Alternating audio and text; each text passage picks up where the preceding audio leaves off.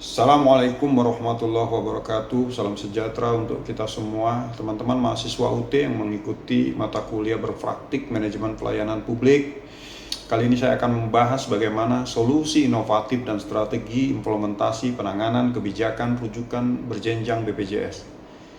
Sistem rujukan dalam pelayanan kesehatan umumnya dilakukan oleh peserta jaminan kesehatan dan seluruh fasilitas kesehatan. Berdasarkan peraturan BPJS Kesehatan, rumah sakitlah yang menjadi salah satu unit pelayanan kesehatan yang wajib melaksanakan sistem rujukan. Tujuannya untuk mengatur pelimpahan tugas dan tanggung jawab atas pelayanan kesehatan secara timbal balik.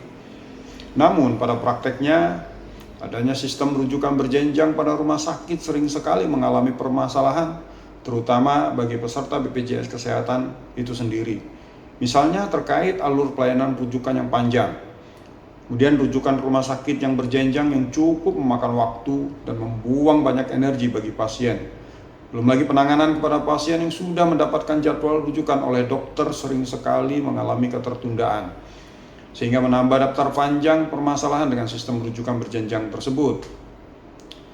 Jika merujuk pada teori yang dikemukakan oleh para ahli, diantaranya oleh Dwianto, yang menyatakan bahwa pelayanan publik merupakan salah satu bentuk barang publik atau public goods yang diberikan pemerintah, maka sudah selayaknya harus diimbangi dengan kualitas pelayanan yang prima, karena ia menjadi titik strategis untuk memulai pengembangan good governance. Untuk itu penting dalam hal ini melibatkan semua unsur governance agar menjadi langkah solutif yang inovatif dan jadi strategi implementasi untuk mengatasi dampak yang kurang baik akibat waktu tunggu lama dan resiko kondisi klinis yang memburuk daripada kebijakan rujukan berjenjang BPJS di Kota Bekasi.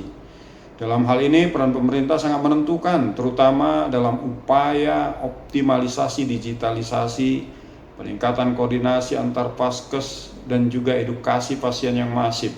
Solusi tersebut dapat diaktualisasikan dalam langkah-langkah sebagai berikut. Yang pertama, harus ada pembentukan tim khusus dan buatan regulasi daerah.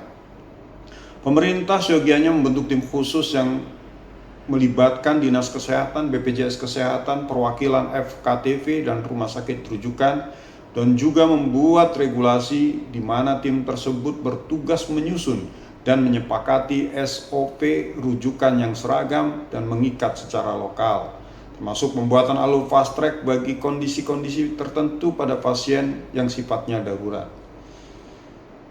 Pemerintah harus mengalokasikan anggaran untuk pengembangan adopsi platform rujukan pintar, juga berkoordinasi dengan BPJS Kesehatan untuk integrasi dengan aplikasi mobil JKN yang sudah ada, dan mengadakan uji coba di beberapa puskesmas dan rumah sakit umum daerah di Kota Bekasi khususnya sebelum implementasi penuh.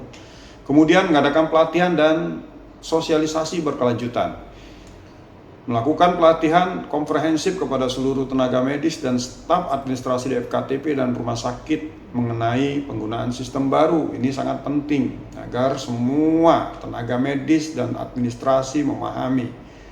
Kemudian menggelar sosialisasi masif kepada masyarakat Kota Bekasi tentang tata cara dan manfaat sistem rujukan yang telah dioptimalkan, termasuk penggunaan rujukan dan mobile JKN untuk meningkatkan kepatuhan terhadap prosedur yang benar. Terakhir, mengadakan monitoring dan evaluasi secara berkala.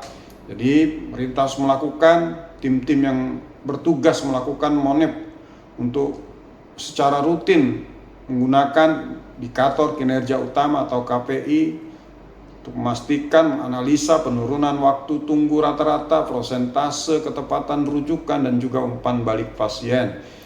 Terakhir, menggunakan data dari monep tersebut untuk perbaikan sistem secara berkelanjutan, termasuk penyesuaian kuota rujukan dan alokasi sumber daya. Mudah-mudahan melalui solusi inovatif dan strategi implementasi ini diharapkan sistem rujukan di Kota Bekasi khususnya menjadi lebih efisien, transparan, dan berpusat pada pasien, sehingga waktu tunggu dapat diminimalisir dan kondisi klinis pasien dapat ditangani dengan lebih optimal. Demikian, semoga bermanfaat. Walhamdulillahirabbil alamin. Wassalamualaikum warahmatullahi wabarakatuh. Salam sejahtera untuk kita semua.